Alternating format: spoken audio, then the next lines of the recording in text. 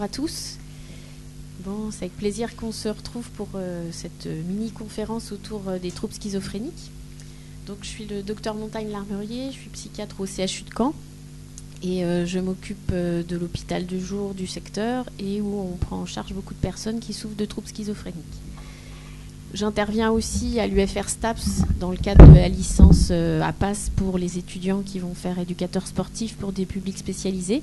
Donc c'est aussi dans ce cadre-là qu'ils m'ont proposé d'intervenir. Et puis j'interviens avec Madame Bacon et Monsieur Malo.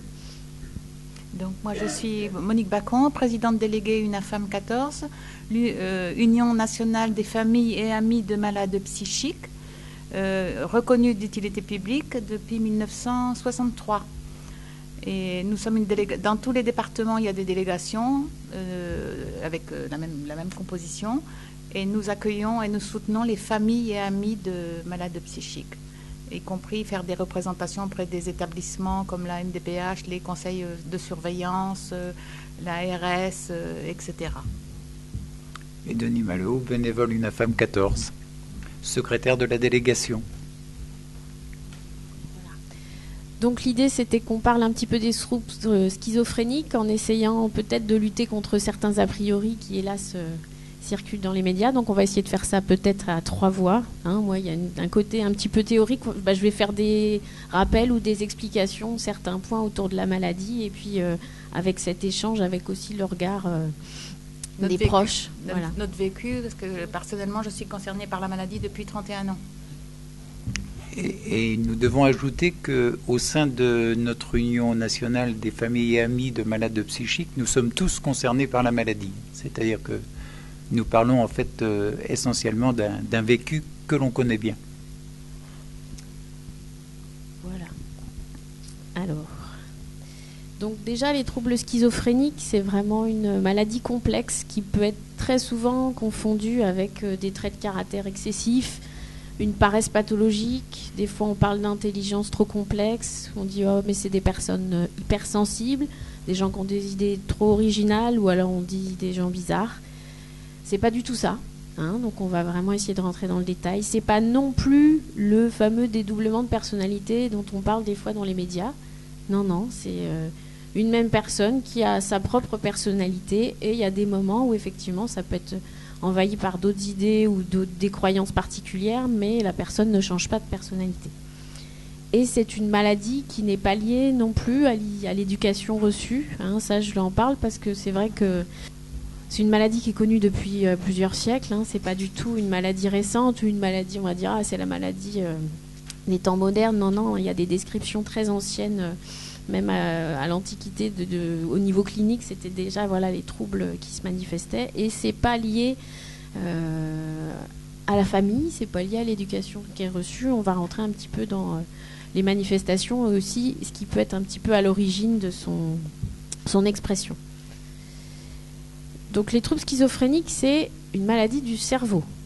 C'est vraiment lié à des problèmes de connexion entre certaines zones du cerveau. Il y en a certaines qui fonctionnent trop à certains moments et d'autres qui fonctionnent mal. Cette maladie, elle perturbe de façon transitoire le fonctionnement de la pensée et à des degrés divers. Donc ça va être aussi important de se dire que quand il y a la maladie, elle n'est pas tout le temps, depuis son début sur plusieurs années, être tout le temps en train de perturber le fonctionnement de la pensée. C'est vraiment des choses qui viennent par phase transitoire. C'est une maladie qui ne touche pas l'intelligence. Les personnes ne vont pas être moins intelligentes ou ne vont pas perdre leur capacité intellectuelle. C'est pas non plus une maladie du type déficience mentale. C'est aussi une notion importante. Des fois, on confond un petit peu la schizophrénie, ça touche vraiment toutes les personnes, quel que soit le niveau d'éducation ou le quotient intellectuel, comme on va dire. Et puis une chose sur laquelle j'insiste, et j'y reviendrai souvent, c'est pas la personne, elle n'est pas schizophrène, c'est une personne qui souffre d'une maladie, certes qui est une maladie psychique, une maladie qui touche le cerveau, mais voilà, la maladie ne définit pas la personne. Comme on ne va pas définir quelqu'un comme c'est un cancéreux. Ben non, c'est quelqu'un qui souffre d'un cancer, ou c'est quelqu'un qui a une polyarthrite, c'est pas un polyarthriteux. Ben c'est pareil. Pour moi, c'est important de ne pas dire, c'est un schizophrène. Non. C'est quelqu'un, oui, qui a une maladie, mais la maladie ne vient pas du tout le définir entièrement. Un petit peu d'épidémiologie pour dire que c'est quand même une maladie qui est répandue. Donc on oscille entre 1% et 0,7% de la population mondiale. C'est important de bien se rendre compte que c'est partout dans le monde, quelles que soient les cultures, quelles que soient les ethnies, quels que soient les milieux socio-économiques. Hein, ça touche autant 1% d'ouvriers, 1% d'enfants de médecins, 1% d'enfants de je sais pas qui. Voilà, il n'y a pas du tout de répartition particulière, il y en a dans toutes les zones du globe. Et la prévalence, c'est-à-dire le nombre de personnes touchées par la maladie, elle est stable dans le temps. Alors effectivement, peut-être que de nos jours, on en entend plus parler, on nous met de la schizophrénie à tous les goûts et à toutes les sauces dès qu'il y a quelque chose, mais la maladie, elle n'est pas plus fréquente, il y a autant de cas. Elle touche autant les filles que les garçons. Et le début des troubles, il est vraiment fin de l'adolescence, début de l'âge adulte, donc autour entre 15 et 25 ans, 15-30 ans, voilà, filles, garçons à peu près sur les mêmes périodes.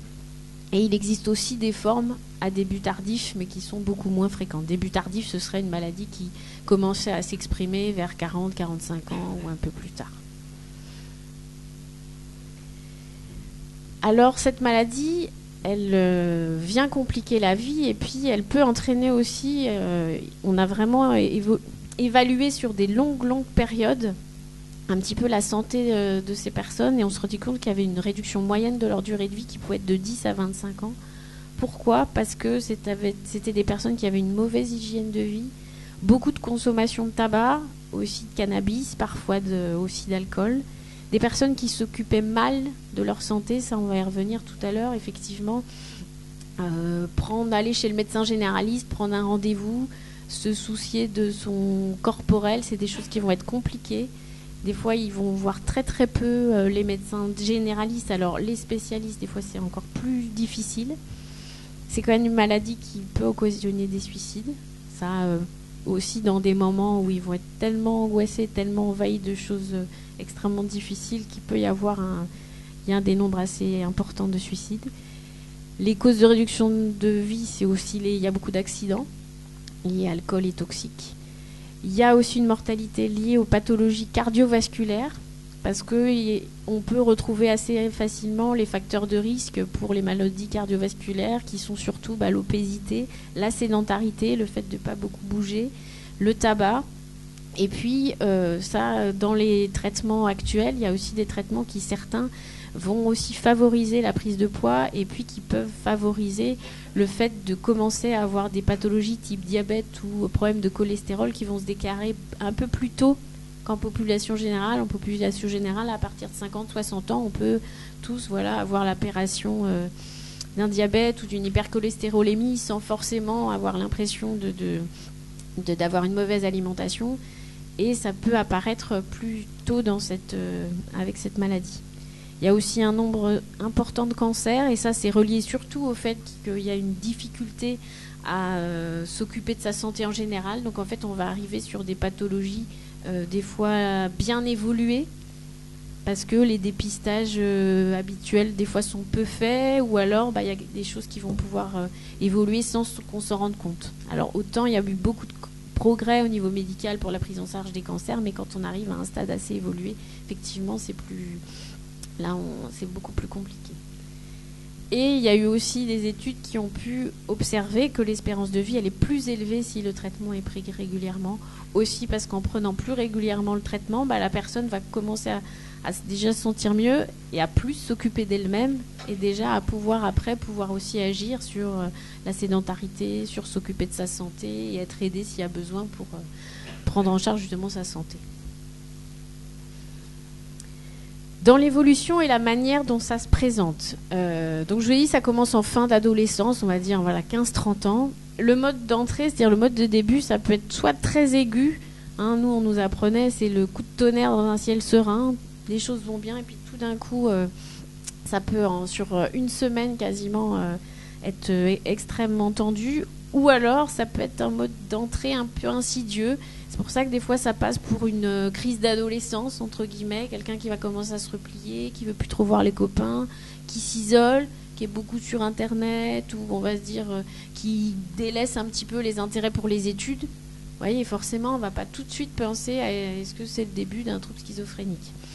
Donc sur le côté, j'ai mis des petits schémas pour vous montrer que c'est par pic. Hein, ça, c'est vraiment important de se dire que c'est une maladie qui est par pic, par rechute, par crise. On peut prendre un peu l'analogie de l'asthme ou de certaines d'autres maladies du cerveau, hein, comme la sclérose en plaques ou les polyarthrites, d'autres maladies qui évoluent par pic, avec effectivement des phases de stabilisation et puis des phases transitoires, mais qui peuvent être des fois assez longues, d'exacerbation des troubles.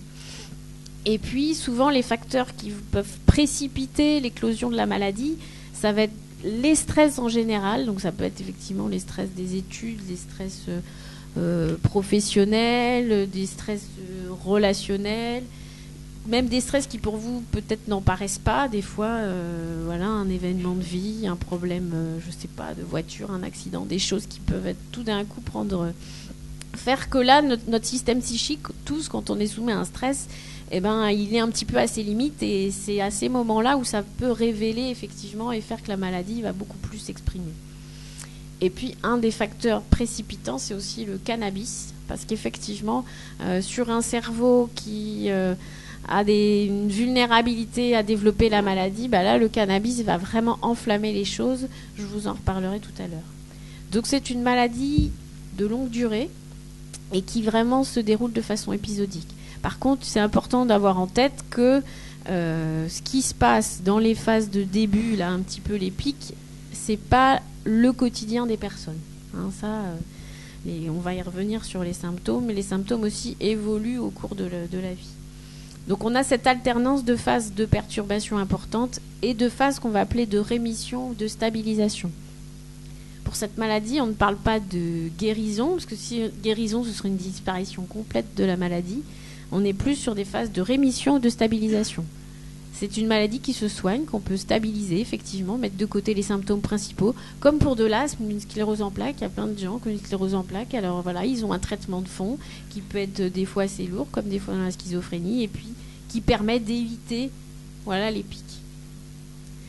L'évolution, elle est aussi variable d'une personne à l'autre. Vous voyez, il y a quelques petits schémas sur le côté, mais il y a des personnes qui vont faire beaucoup de rechutes, très souvent au début de maladie, et puis après on arrive vraiment sur une certaine stabilisation, et des fois on est sur une rechute tous les 10 ans, à partir des fois de 30 ans. Pour d'autres, il va y avoir 1 ou 2 épisodes, et puis vraiment les choses vont être bien stabilisées.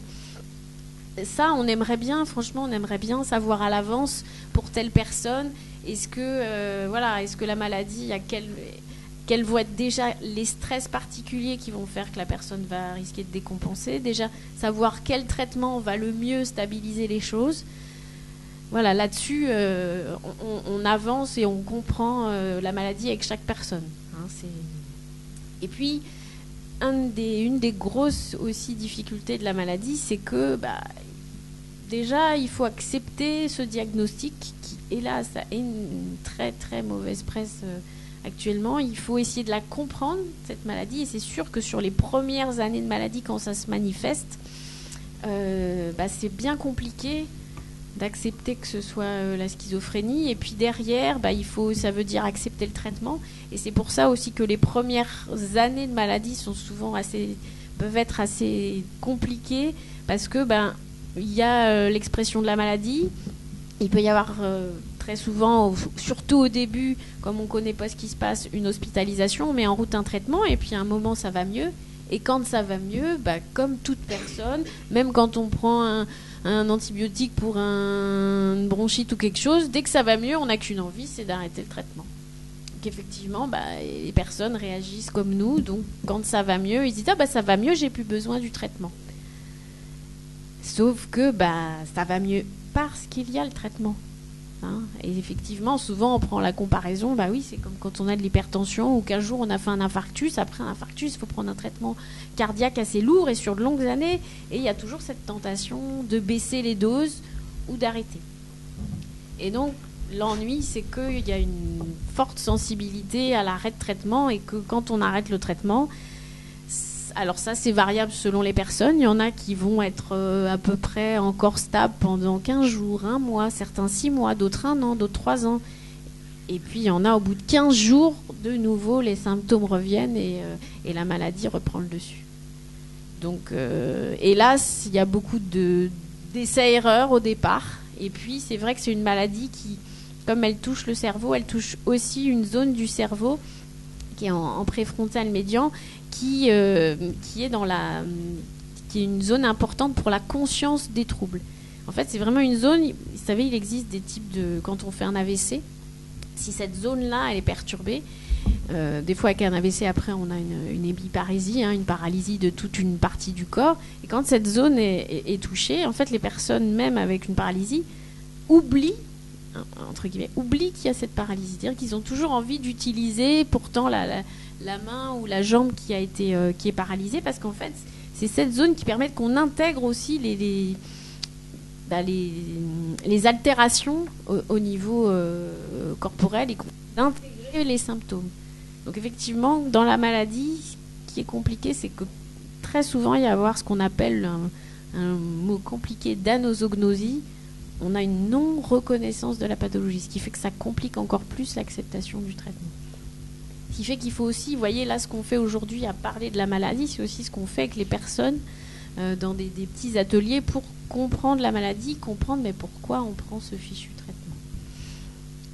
Et c'est sûr que plus on va traiter tôt, plus on va aider à stabiliser assez rapidement la maladie. Parce qu'à partir du moment où des automatismes ou par exemple des croyances un peu erronées vont commencer à prendre place dans notre tête, plus ça dure, plus on y croit, plus on a du mal à reprendre le fonctionnement antérieur. Alors cette maladie, elle est fréquemment associée à d'autres troubles, l'alcool et la toxicomanie dans 40 à 50% des cas. L'ennui, c'est que le cannabis, lui, majore la résistance au traitement.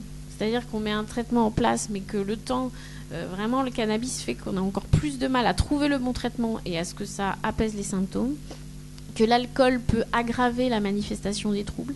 Parce qu'effectivement, sous alcool, ce côté désinhibé peut faire que les choses vont prendre une ampleur un peu plus importante.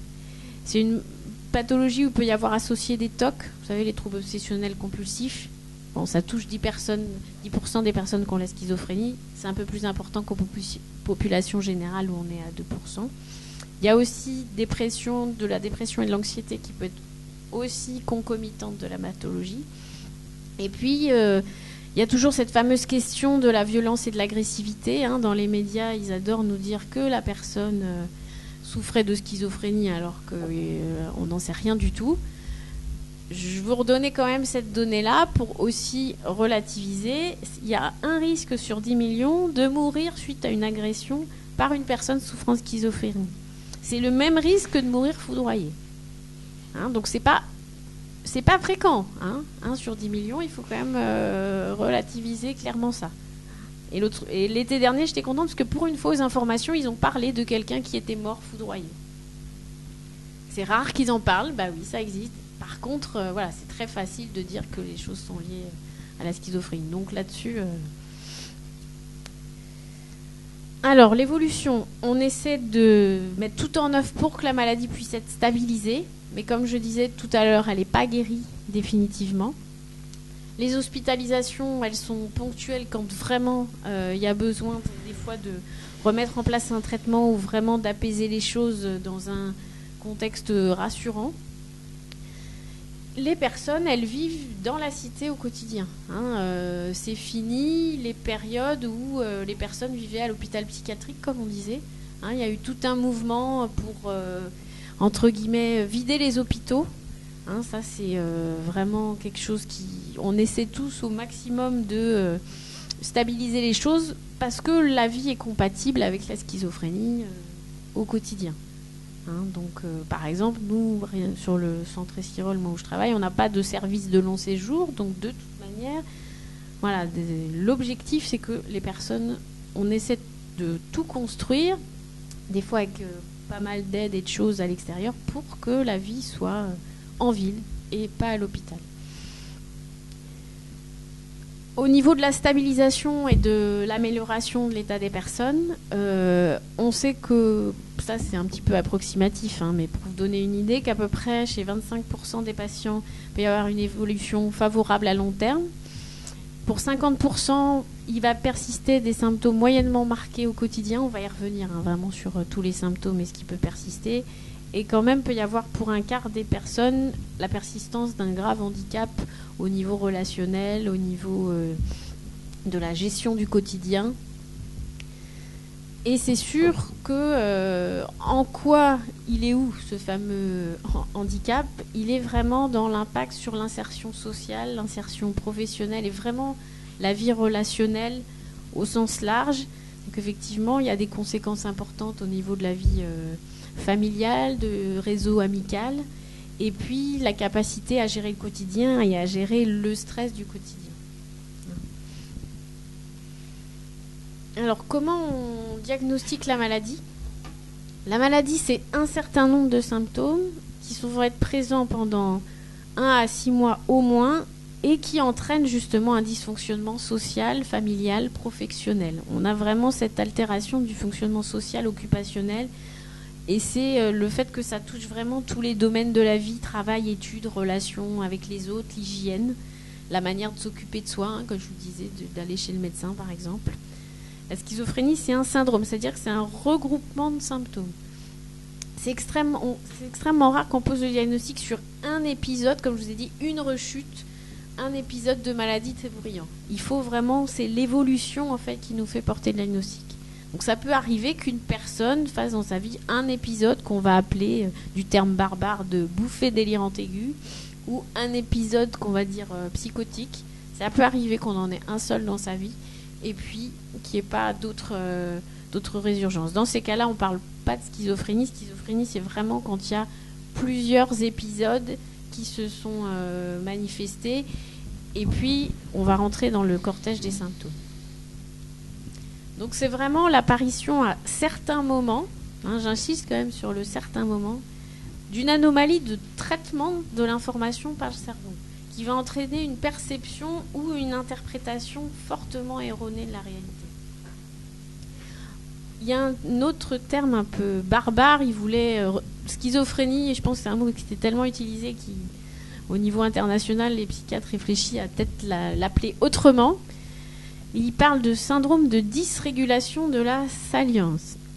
Et ce qui est intéressant, pourquoi je vous note ça, c'est uniquement parce que je trouve que ça montre un petit peu la difficulté qui est de repérer ce qui est saillant. En fait, ce qui est saillant, c'est ce qui est important dans une information, ce que notre cerveau va trouver pertinent et sur lequel il va se baser et, entre guillemets, établir un petit peu son programme d'action ou faire les choses. Donc c'est vraiment cette difficulté à bien analyser ce qui va être saillant et le fait qu'on va apporter des fois une attention excessive à certains détails et ignorer d'autres informations importantes. C'est un petit peu la base de quand on commence à interpréter les choses, on se fixe sur un détail et puis autour de ce détail, on peut broder. Par exemple, j'aperçois quelqu'un avec un collier rouge et hop, je me fixe sur le fait que c'est un collier rouge et que le rouge, pour moi, on peut se dire que c'est un mauvais pressentiment. Le rouge, ça rappelle le sang, c'est l'enfer. Et toc, toc, toc, tout d'un coup, on peut commencer à cogiter. Et à partir d'un détail qui, en fait, est non pertinent, la couleur rouge du collier de quelqu'un, commencer à s'en faire une idée particulière. Et en fait, après tout, analyser toutes les informations visuelles, par exemple, en regardant tout le monde, autour de cette information-là. Donc c'est pour ça, c'est de rendre des éléments, le cerveau va rendre des éléments saillants alors qu'effectivement c'est pas une information importante. Donc on parle de différents types de symptômes, les symptômes positifs, négatifs et les troubles cognitifs. Bon, je trouve que cette appellation, elle vient du docteur Andreasen en 80.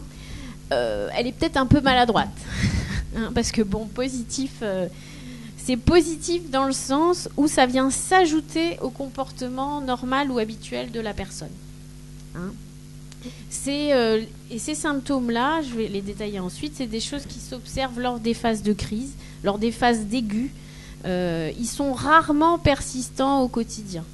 hein, ou alors ensuite ils vont rester là mais de façon un peu plus modérée. Et en fait, c'est ces symptômes positifs dont on se rend compte et qui finalement font que là, voilà, l'extérieur et que l'environnement se rend compte qu'il y a un souci.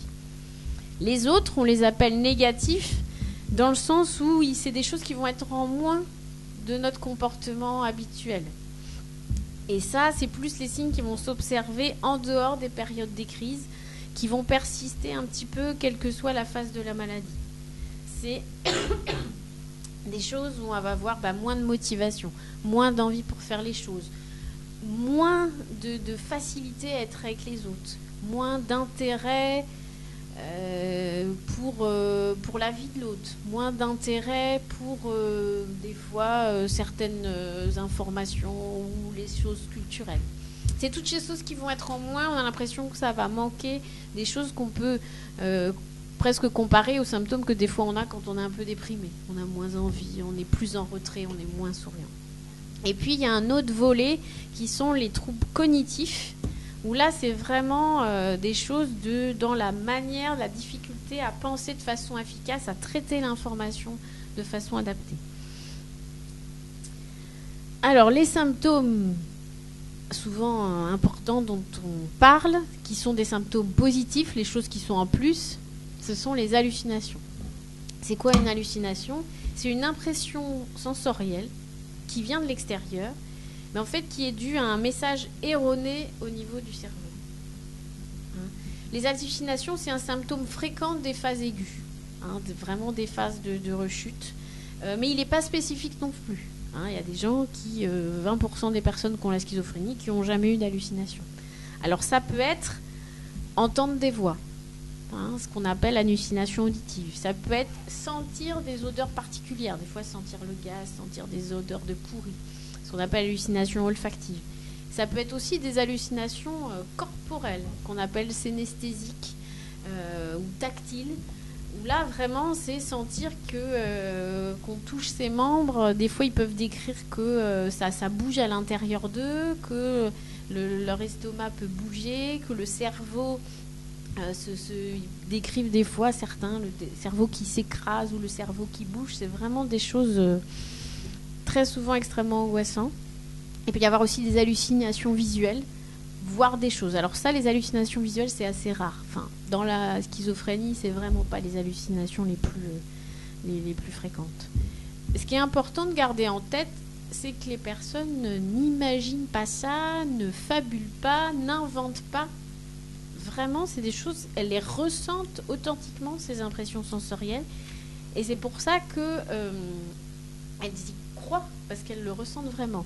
Ainsi, quand une personne perçoit des voix, et si on lui faisait une IRM fonctionnelle, une IRM qui verrait le cerveau en fonctionnement, alors qu'il n'y aurait aucun bruit, en fait, on observe sur l'IRM que quand il y a les voix, en fait, il y a toutes les zones du cerveau qui analysent. Là, par exemple, vous m'écoutez, si on vous faisait une IRM fonctionnelle, au niveau temporal, on verrait qu'il y a plein de zones qui s'activent. Et en fait, pour les personnes qui ont des voix, ces zones s'activent vraiment, alors qu'il n'y a aucun bruit dans la pièce. Les zones, elles sont complètement actives. Et puis les zones d'analyse du langage s'activent. C'est pour ça qu'ils peuvent vraiment vous dire que la voix, c'est une voix d'homme ou une voix de femme, que la voix, des fois, il y a un contenu, vraiment, c'est pas des fois que des mots, ça peut être des commentaires de ses pensées, ça peut être des injonctions, très souvent, et là, c'est des critiques, voire des insultes. Et c'est vraiment des choses qui sont perçues. Donc ce qui est important de se dire, c'est de ne pas leur dire « mais non, ça n'existe pas ». Moi, je ne le perçois pas, mais entendre que oui, la personne, elle le perçoit. Et que là-dessus, pareil, au niveau corporel, il y a vraiment les récepteurs de la douleur qui s'activent, parce que vraiment, il y a le corps perçoit cela. Pour ça aussi, pour comprendre que des fois les personnes, quand elles sont tellement envahies, quand il y a une voix qui vous insulte toutes les 5 minutes, il y a un moment où effectivement ça peut devenir insupportable, et dans ces moments-là, on est tellement pris par ça que les personnes vont réagir aux voix et se retrouver vraiment en difficulté, et qu'effectivement de l'extérieur, des fois le comportement peut être difficilement compréhensible. Mais comme je disais tout à l'heure, les voix ne vont pas être présentes tout le temps. Après, il y a certaines personnes qui vont avoir ce symptôme qui persiste, mais c'est quand même pas la majorité des personnes qui souffrent de schizophrénie. Les hallucinations viennent surtout dans les moments de crise. Il y a aussi ce qu'on appelle les idées délirantes. On dit facilement « Ah, celui-là, toi, tu délires ». Alors, c'est aussi un mot qui est passé dans le langage un peu commun. Dans la maladie, c'est des idées fixes, enfin, entre guillemets, moi j'appelle ça des idées fixes erronées, où on est sur un jugement erroné à partir d'une observation vraie. Comme je vous disais tout à l'heure, hop, je vois le collier rouge de la dame. Donc ça, c'est vrai, je l'ai vu. Par contre, j'y mets une interprétation et une croyance particulière. C'est pas des pensées passagères, mais persistantes. Je veux dire ça parce que des fois, ça nous arrive tous, des fois d'interpréter. Sauf que quand après on en discute avec quelqu'un ou avec notre entourage, on se dit ah bah oui, peut-être que je l'ai mal pris, peut-être que l'autre il n'était pas contre moi. Je dis sur des petites idées de parano, ça on en a tous. Mais l'ennui, c'est que dans la maladie, quand il commence à y avoir comme ça une idée délirante, qu'on va dire un peu de persécution, ou vulgairement de parano, c'est que même en discutant, on n'arrive pas à faire changer les personnes d'avis. Ils persistent sur non, mais j'en suis sûre, tel truc, j'ai vu des voitures, c'est contre moi. C'est là ce côté persistant, un peu une croyance un peu dure comme fer. Très souvent, effectivement, c'est des croyances qui ne sont pas partagées par l'entourage ou les personnes extérieures, et puis qui persistent à considérer comme réelles malgré toutes les tentatives pour prouver le contraire. Et ça, c'est une conséquence d'un défaut d'analyse du contexte, des idées qui sont faites de fausses déductions. On analyse mal la situation, et c'est comme si la pensée est un petit peu impulsive et sautait à une conclusion. Donc voilà, c'est aussi là-dessus se rend compte que quand il y a une telle conviction, parce que ça en vient à une conviction, c'est pareil. Le but, c'est pas de leur dire non mais c'est complètement n'importe quoi, tu interprètes. C'est essayer de comprendre qu'est-ce qui a fait qu'ils en sont arrivés là. Mais si c'est y aller en frontal, leur dire que c'est n'importe quoi, ça va aider personne, parce que de toute manière, c'est pas comme ça qu'on arrive des fois à moduler une de ces croyances. Donc on parle des fois d'idées de persécution quand c'est côté un petit peu parano. Des fois ça peut être à penser qu'on est une divinité ou qu'on a un pouvoir. Donc on parle des fois c'est ça tout ce qui est délire mystique. Et puis des fois il y a des idées qu'on appelle des idées délirantes de référence, où en fait on peut avoir l'impression d'être le centre de l'attention, que tout ce qui se passe autour de nous est lié à nous. Des fois il peut y avoir l'impression que par exemple à la radio ou à la télé, quand il y a une émission, on parle d'eux. Que finalement, ils disent ça, mais en fait, c'est par rapport à moi qu'il va y avoir des messages. Et ça, c'est des idées aussi extrêmement angoissantes. Donc, il y a le trouble qui va entraîner des difficultés au niveau des cognitions, c'est le mot un peu compliqué au niveau des pensées, qui, comme je disais très souvent, c'est extrêmement angoissant d'avoir ce genre d'idées, qui vont entraîner des changements de comportement, parce que des fois c'est comment y réagir, qui vont faire que finalement il y a une réduction du fonctionnement, parce que petit à petit ça prend tellement d'importance dans son esprit que il n'y a que ça qui devient important. C'est pour ça que le fonctionnement après global il se réduit, que ça entraîne des problèmes psychosociaux au sens large, parce que c'est comme s'il y avait une réduction de tout son fonctionnement au quotidien autour de ça, et que ça entraîne encore plus des insomnies, du stress, parce que ça ne pense qu'à ça, que ça aggrave les symptômes et que ça aggrave le trouble. Et c'est pour ça que dans ces cas-là, il faut trouver un moyen pour essayer d'apaiser les choses, parce que sinon la personne se replie sur ses idées, et c'est là où dans ces phases aiguës, ça prend de grandes proportions. On a vraiment les pensées, les propos, et après le comportement de la personne qui peut être changé.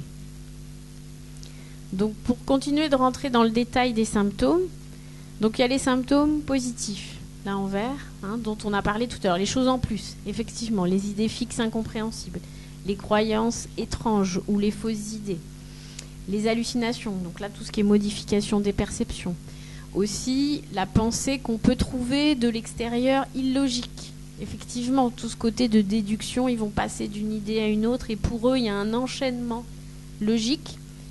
Sauf que vous, la logique, vous la percevez pas. Ou alors, on peut aussi observer un discours très vague ou un discours décousu, difficile à suivre. Des fois, ou alors la personne va énormément parler, ou alors au contraire, voilà, va donner certaines choses, très peu parler.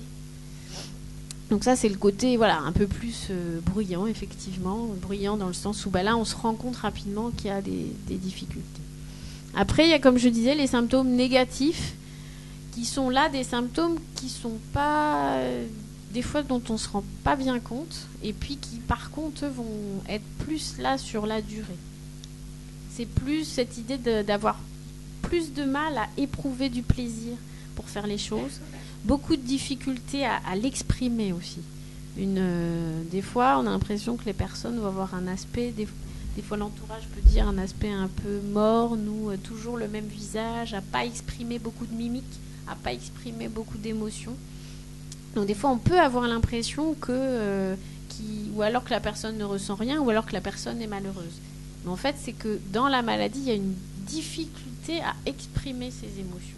Ça ne veut pas dire qu'à l'intérieur, ils ne ressentent rien ou que c'est que de la tristesse, mais il n'y a pas... Autant nous, on a cet ajustement, tout ça, c'est des choses automatiques, l'ajustement de la mimique avec notre contenu émotionnel ou même avec ce qu'on dit. Et en fait, il n'y a pas cet automatisme, c'est encore là où le cerveau, il y a cette difficulté d'ajustement. Donc, peut y avoir un désintérêt pour ses amis, pardon, j'ai fait une faute, pour ses études. Ça va très souvent se manifester par un repli social, un manque de motivation et un manque, des fois qu'on peut trouver, un manque de volonté pour faire les choses, manque d'énergie, manque d'envie.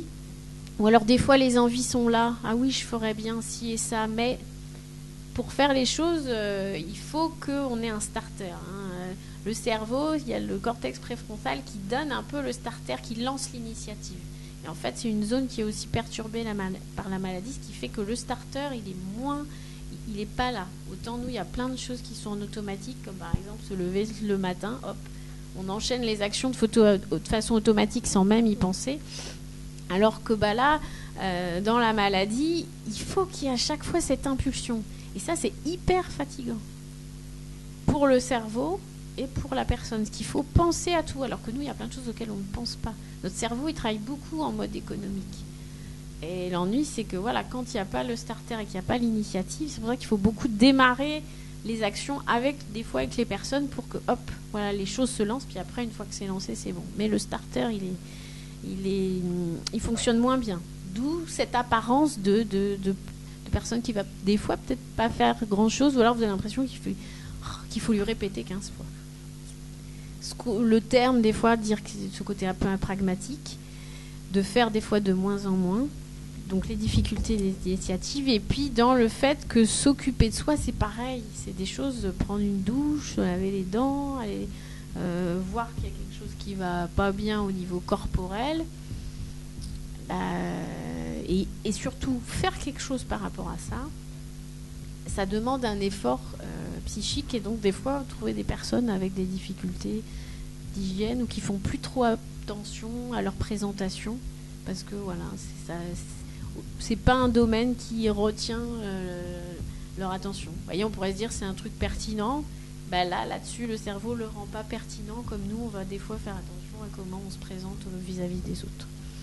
Ce que j'ai évoqué rapidement tout à l'heure, les troubles cognitifs, donc ça va se manifester par les problèmes d'attention, des problèmes de concentration, des problèmes de mémoire, plus la mémoire verbale, c'est-à-dire que dans la conversation, la personne est complètement participative et OK, mais le processus de mémorisation se fait mal. Donc des fois, il faut penser à écrire un petit peu les choses. Les difficultés à organiser, parce que pareil, organiser, planifier, c'est encore un truc qu'on fait assez automatiquement, et puis qui est aussi lié aux habitudes qu'on a appris à l'adolescence et très souvent en fait au début de l'âge adulte. Et donc si la maladie arrive alors qu'on n'a pas encore eu toutes ces capacités d'organiser, de gérer plusieurs choses en même temps, effectivement quand la maladie arrive, après c'est beaucoup plus compliqué pour organiser, planifier les choses. Et puis les difficultés à comprendre l'autre. En fait, on a une faculté qui s'appelle l'empathie, cette manière de concevoir que l'autre a des pensées différentes de nous, des fois de se mettre à la place de l'autre, mais aussi de se dire que les uns les autres, on pense différemment.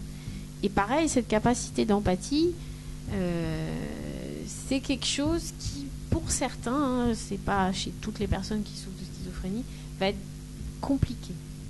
Donc, ils peuvent avoir tendance à se dire que on pense exactement comme eux et avoir du mal à se dire que l'autre pense différemment. Et même des fois avoir du mal à questionner le point de vue de l'autre. Et parfois même à faire attention à ce que pense l'autre. Avoir cet intérêt pour ce que pense autrui. Et ça, c'est sûr que ça complique aussi les relations amicales, les relations familiales. Parce que, voilà, dans le relationnel, il faut toujours donner. Et bien, peut-être eux, ils sont moins par moment dans cette capacité à vraiment s'ajuster, à se mettre en relation avec l'autre. Comme je disais tout à l'heure, il peut y avoir de l'anxiété, de la dépression qui se surajoutent. Et puis, voilà, tout ça, ça a une répercussion sur le comportement. Effectivement, des fois, de l'extérieur, on peut avoir l'impression de quelqu'un de changeant, qui peut se fâcher sans raison apparente. Des fois, l'impression que la personne peut rire au mauvais moment. C'est un peu inadapté ou inapproprié. Mais après, est-ce qu'à ce moment-là, il n'y avait pas d'autres préoccupations dans sa tête et qu'effectivement, le rire n'était peut-être pas forcément adapté au contexte ou aux personnes avec qui on était, mais plus parce que la personne était préoccupée par autre chose. On peut passer de phases des fois d'agitation à des fois de repli complet. Et puis aussi, c'est une maladie qui peut perturber beaucoup le sommeil. Et que ça, des fois, c'est un des premiers... des fois, nous, quand la personne est bien stabilisée et qu'elle commence à avoir le sommeil qui se perturbe, voilà, ça nous met rapidement la puce à l'oreille parce que c'est quelque chose à bien observer. Et puis aussi des perturbations de l'appétit. Voilà, quand il y a d'autres choses qui nous préoccupent, voilà. Et l'ensemble de ces symptômes fait justement que c'est compliqué au niveau social, au niveau professionnel, parce qu'effectivement, au niveau du boulot, avec toutes les contraintes qui sont demandées, toute l'adaptabilité qu'on demande, ça met, c'est un stress majeur et ça peut effectivement encore plus que n'importe qui mettre mal et faire que le système psychique il est débordé par tout ça. Donc on a la personne, son entourage, la famille, et puis la personne, elle vit dans l'environnement, elle vit pas à l'hôpital. Donc il y a plusieurs cibles. Il faut déjà qu'on essaie de stabiliser la pathologie. Donc je vais vous parler un petit peu du traitement biologique qui est proposé et sur quels symptômes il joue.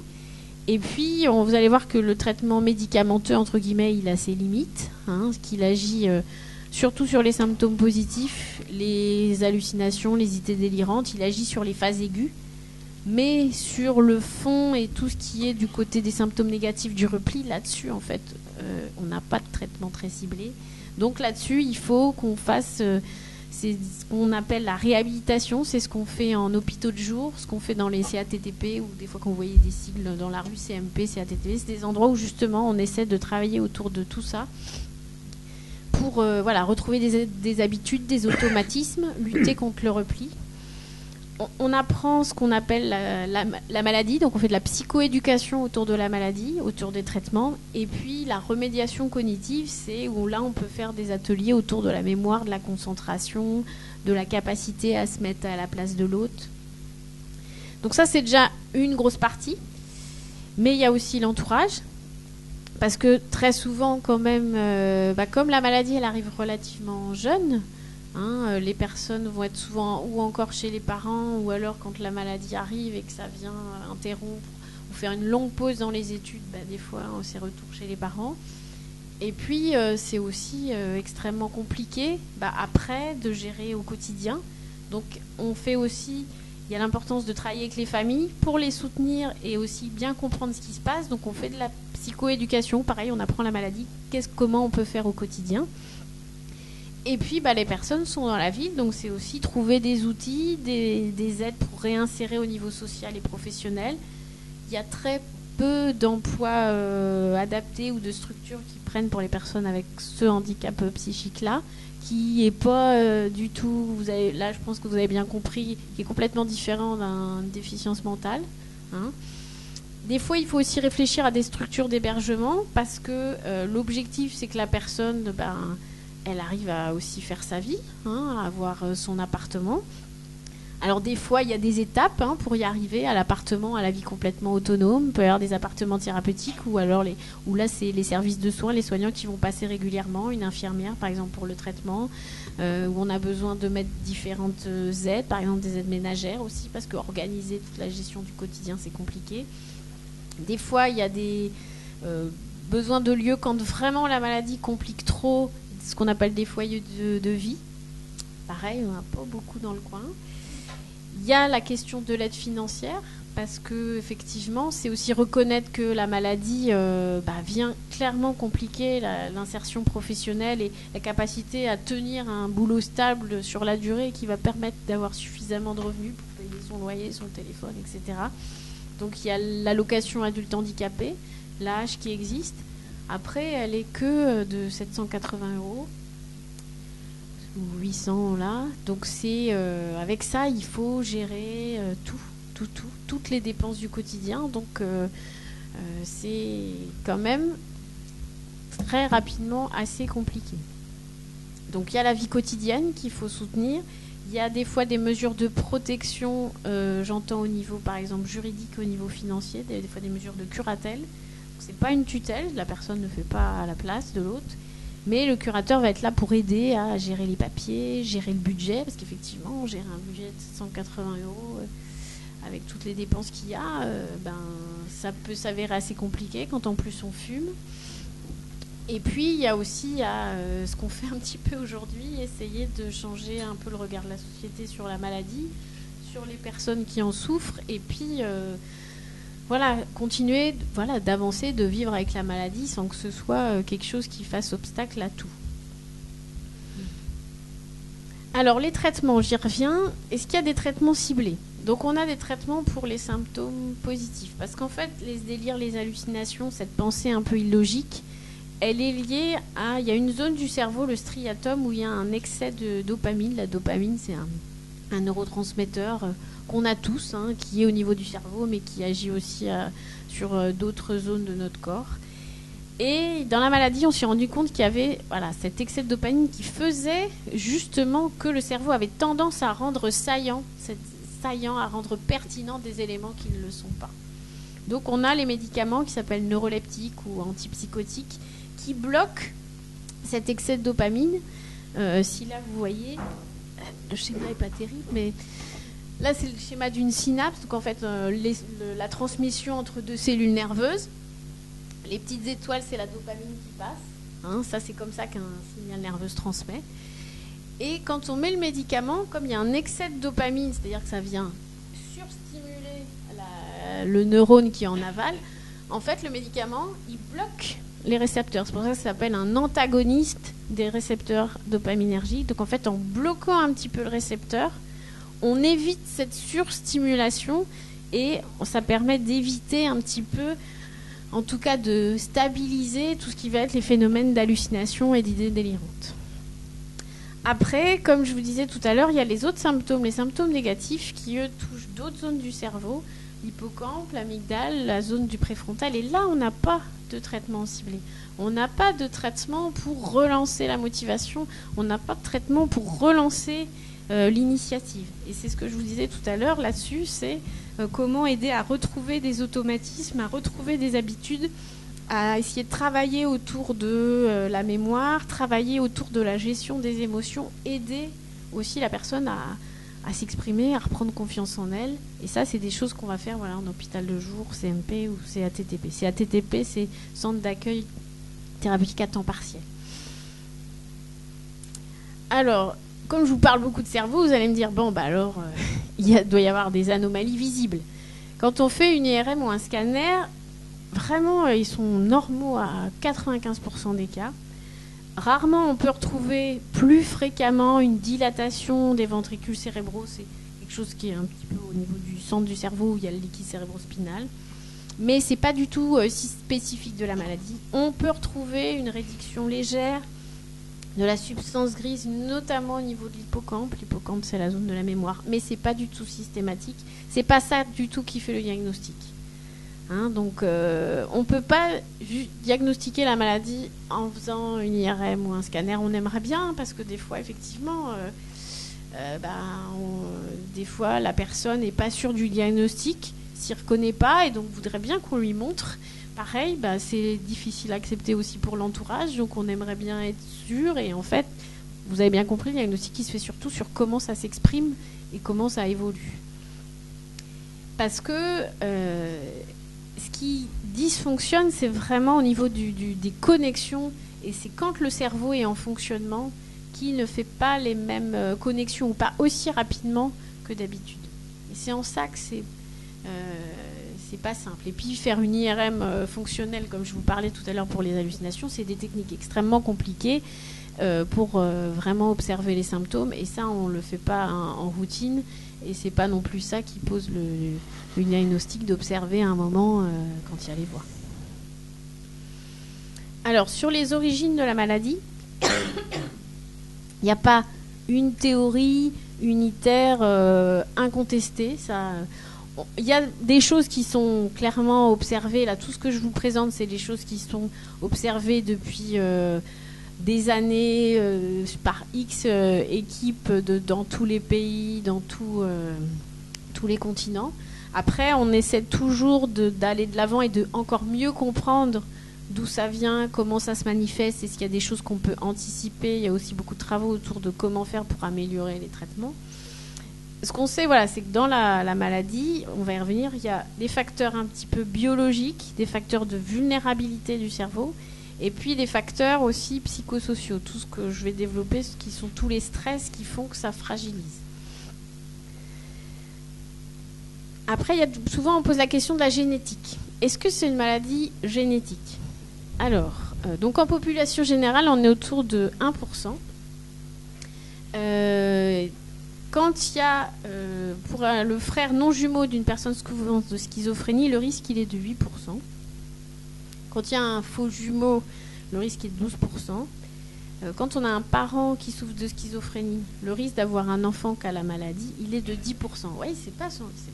Hein, c'est pas parce qu'on a la maladie que ça se transmet pas comme ça. Hein. Et que même quand on a les deux parents qui souffrent de la pathologie, le risque d'avoir un enfant qui a la maladie, il est que de 40%. Et quand on a des jumeaux monozygotes, vous savez, monozygote, c'est quand on a exactement le même patrimoine génétique. Quand il y en a un des deux pour qui on observe qu'il développe la maladie, et en fait, il n'y a que 47% de cas où le jumeau la développe aussi. Donc là, vous percevez bien qu'il y a une vulnérabilité, mais que ce n'est pas une hérédité dominante du tout. Hein, ça, voilà. Et puis, il y a vraiment, vraiment la grande majorité des personnes que je rencontre, il n'y a personne dans la famille qui avait de la schizophrénie ou un trouble psychique sévère. Donc c'est une prédisposition, c'est une vulnérabilité. Hein. Vraiment le terme c'est vulnérabilité, et c'est exactement comme dans plein d'autres maladies du cerveau et d'autres maladies où il y a une composante génétique. Hein, c'est quelque chose qui va, c'est une fragilité pour développer la maladie. Et on a aussi étudié des enfants qui ont été adoptés précocement, et on a observé que le risque de la schizophrénie, il était lié à la maladie des parents biologiques et pas des parents d'adoption, parce qu'on s'est aussi posé la question, justement, la question de l'environnement. Voilà, donc c'est pas lié au risque des parents qui élèvent. Donc la transmission génétique, elle existe, mais elle est faible, à 10%. Après, autour de la génétique, il y a toujours la question, est-ce qu'on a un gène ? Est-ce qu'on sait à quoi c'est lié ? Comment on peut faire ?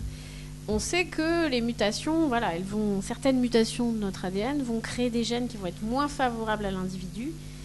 Et puis, il y a aussi des gènes qui modulent la réponse aux événements stressants. Et moi, je crois que vraiment la maladie, un des pires ennemis de la maladie, c'est le stress. Hein, ça, je pense que je vous l'ai beaucoup dit. Et qu'effectivement, on a tous des gènes qui s'activent ou qui enchaînent plein de cascades de régulation quand il y a des stress. Et c'est possible que ça agisse à ce niveau-là. Après, on parle aussi de troubles schizophréniques parce qu'il n'y a pas juste une forme clinique qui s'exprime. Hein, déjà, je vous ai dit, les personnes, elles ont tous leur personnalité.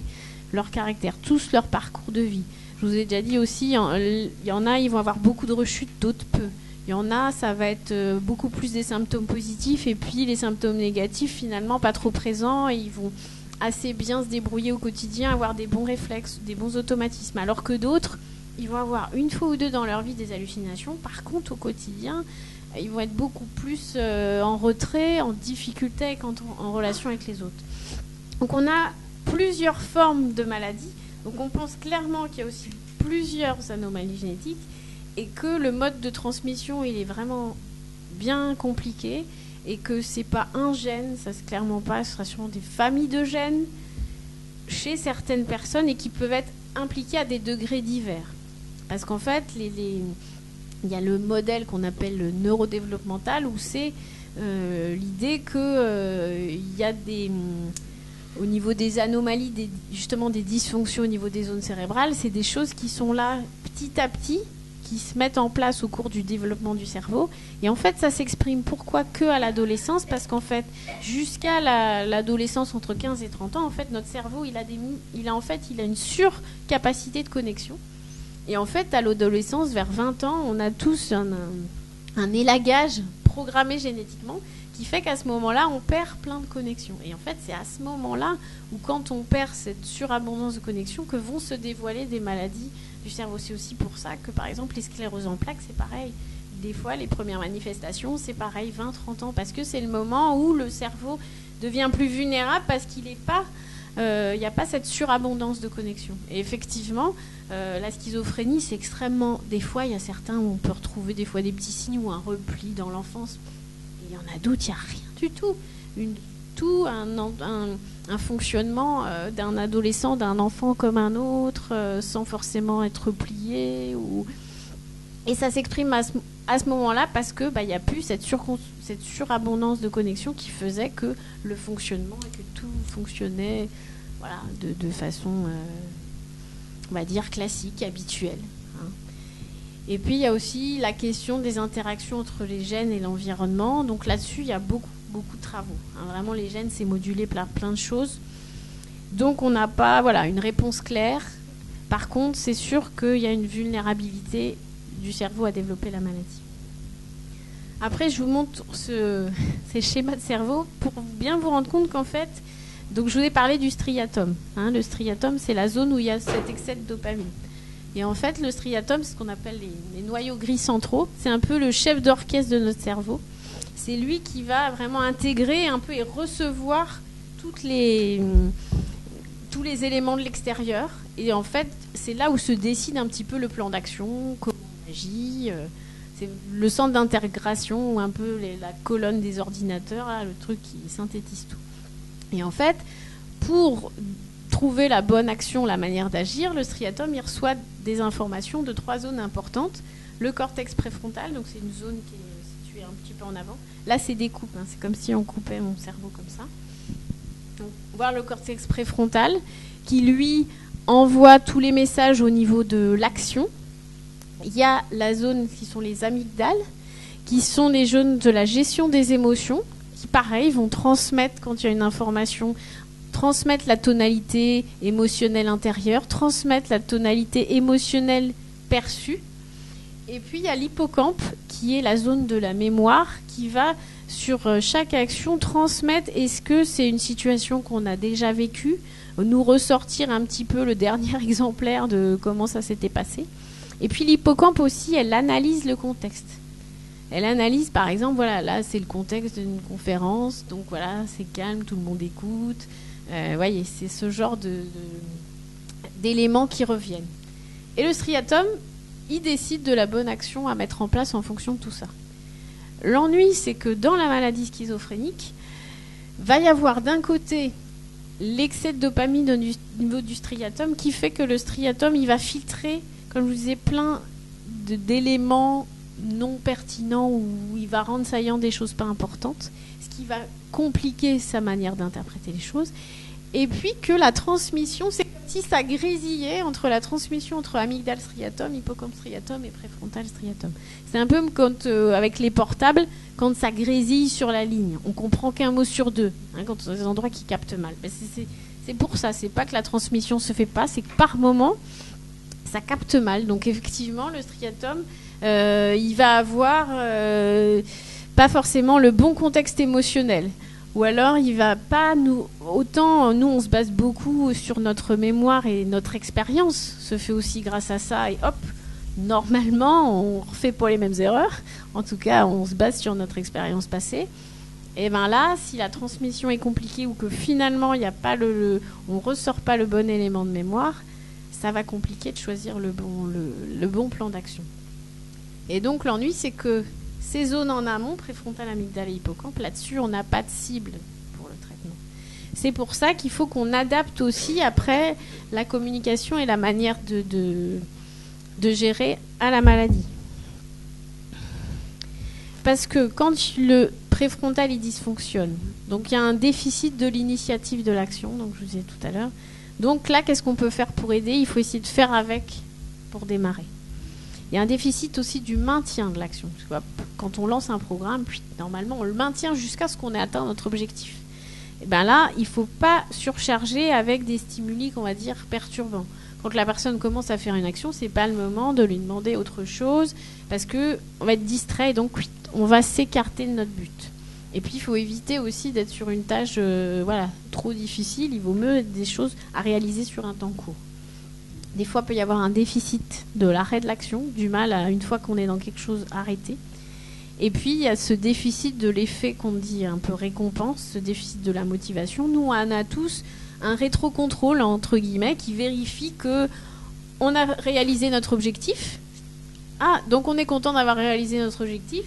Donc on a un effet positif qui va faire que, ok, ça on l'a bien réussi. Donc ça va réentraîner aussi la motivation pour le refaire, par exemple, le lendemain ou un autre jour. Mais dans la maladie, il n'y a pas justement cet effet récompense. Donc c'est important de fréquemment faire des renforcements positifs, féliciter la personne pour ce qu'elle a fait, parce que son cerveau, nous on s'auto-félicite, notre cerveau il fait ça, parfois il fait des bonnes choses, et là il faut dans la maladie vraiment encourager les personnes pour bien que le cerveau puisse bien analyser que les choses se sont bien passées, que c'est important de pouvoir le refaire. Et puis des difficultés dans la planification de l'action. Donc il faut aider à réaliser les choses par étapes, des fois les faire répéter, des fois les faire noter, et aider des fois la tenue d'un agenda, parce qu'effectivement tout planifier, nous il y a plein de choses qu'on planifie de façon automatique, mais là c'est plus compliqué. Après il y a l'hippocampe, donc je vous disais tout à l'heure, c'est surtout la mémoire verbale, donc des fois c'est répéter, rappeler les choses, vérifier que la personne a bien enregistré, ou que des fois il faut faire écrire, faut éviter les discussions trop longues, là, genre ce que j'ai fait, c'est un petit peu long. Et puis pareil l'agenda. Après il y a le déficit d'analyse du contexte, donc je vous parlais tout à l'heure sur l'hippocampe. Il faut essayer d'être très explicite, pas trop utiliser les sous-entendus ou l'humour, le second degré, parce qu'effectivement certains vont bien tout analyser, mais le second degré, ça peut être quelque chose, c'est pareil, c'est une analyse très, très automatique que fait notre cerveau, et des fois ça peut être bien compliqué, et ça peut être source vraiment de malentendus et de mauvaises interprétations.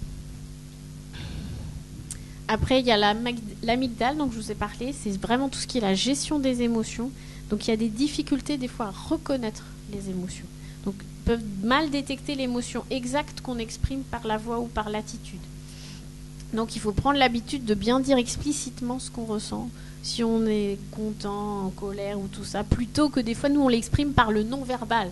Quand on est en colère, on fronce les sourcils, il y a plein de mimiques qui se mettent en place, et on ne dit pas forcément qu'on est en colère ou qu'on est mécontent. On essaie que l'autre le comprenne comme ça, intuitivement. Sauf que dans la maladie, il y a ce décodage très automatique se fait pas forcément.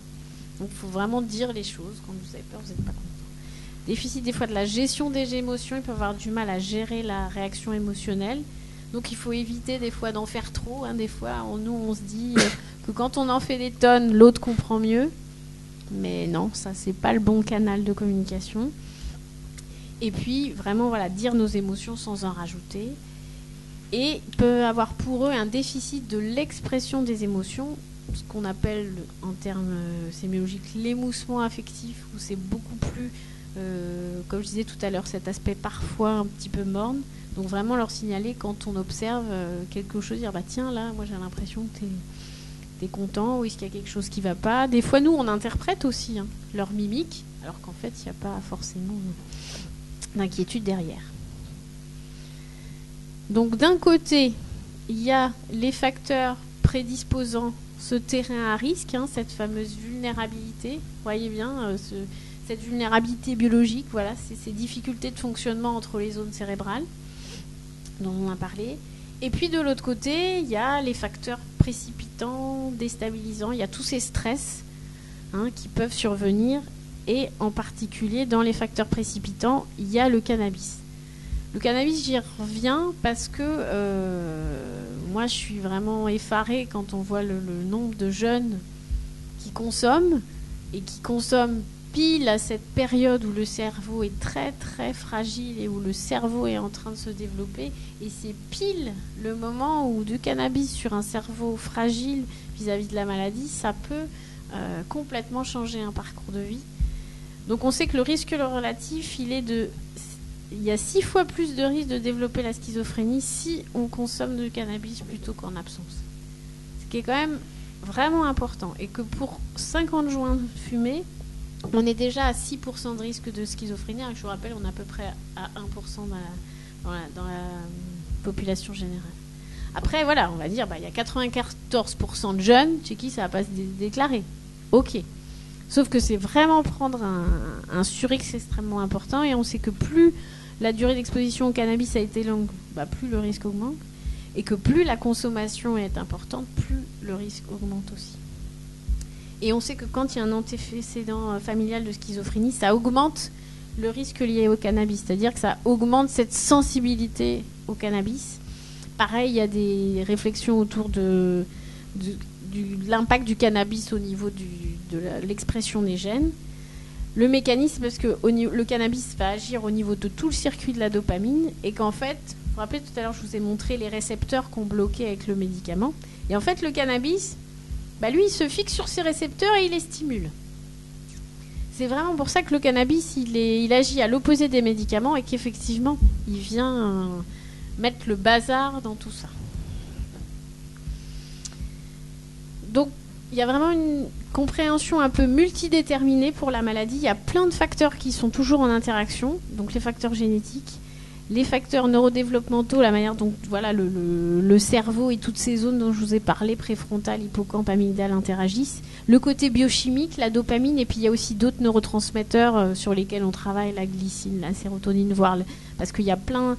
J'ai essayé de vous montrer les choses de façon assez simple, mais au niveau du cerveau, il y a plein d'interactions entre tout ça, il y a plein de zones différentes, et puis on ne peut pas doser de la dopamine dans le cerveau, c'est pas possible, ça n'existe pas.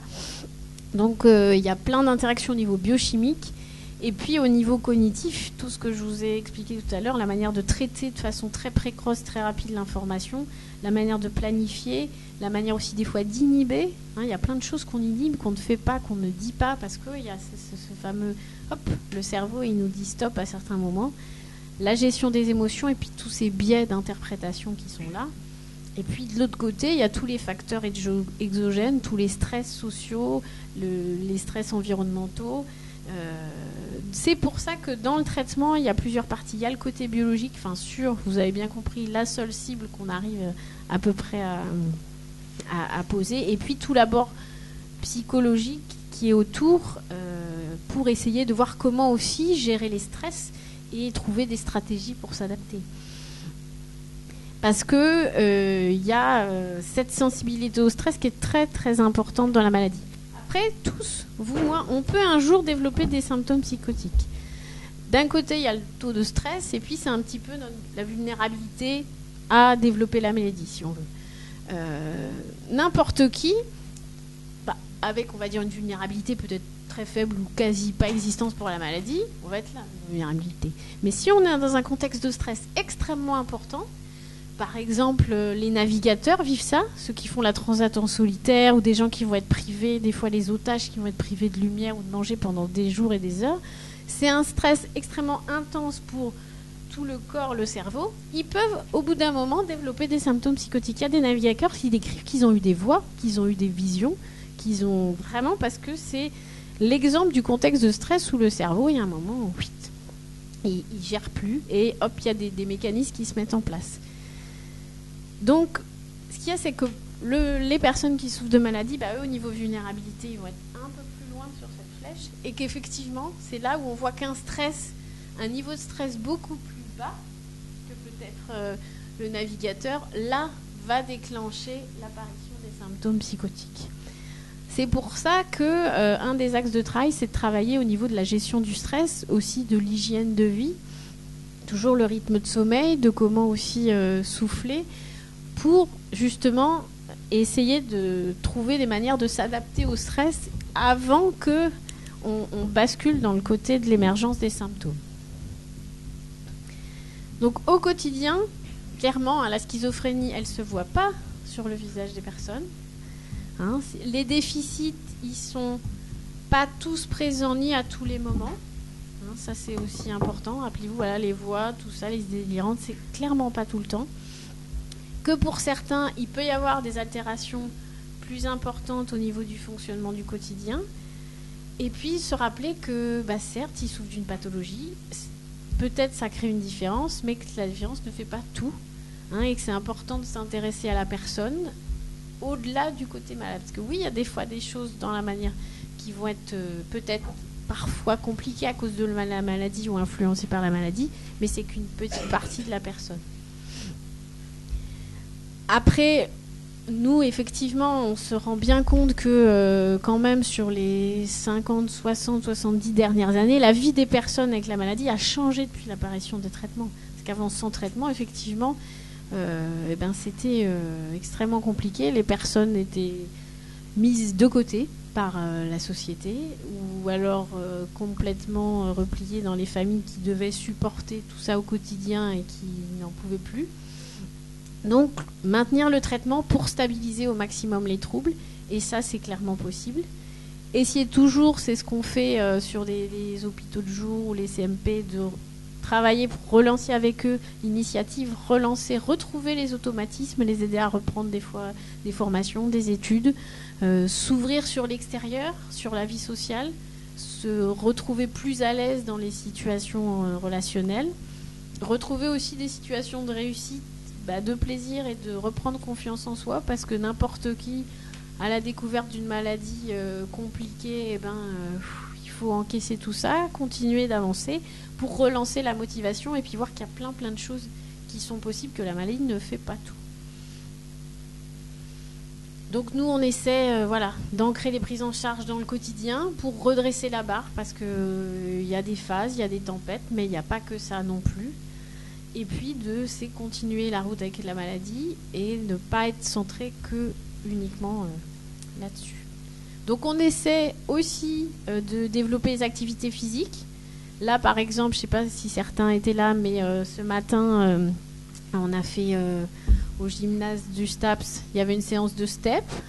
C'est pour donner l'exemple que ils sont tout à fait autant capables que n'importe qui de faire du sport, de faire des activités. Même, c'est compliqué, le step, faut pas croire, mais voilà. Que on reçoit des étudiants STAPS pour mettre en place des activités, et que ce qui est génial, c'est qu'à chaque fois, ils nous disent, mais en fait, ils sont comme les autres. C'est ça. Voilà, ils sont tout autant capables de faire du sport, de participer, et de ressentir du plaisir et d'avoir envie de faire les choses. Voilà, et donc je vous redis, c'est pas des schizophrènes, mais des personnes qui ont une maladie, et de toujours garder aussi une vision globale aussi sur la maladie, pour pas oublier aussi les choses sur lesquelles elle complique le quotidien, et puis sur la personne et tout ce qu'elle peut faire. Voilà, donc on remercie.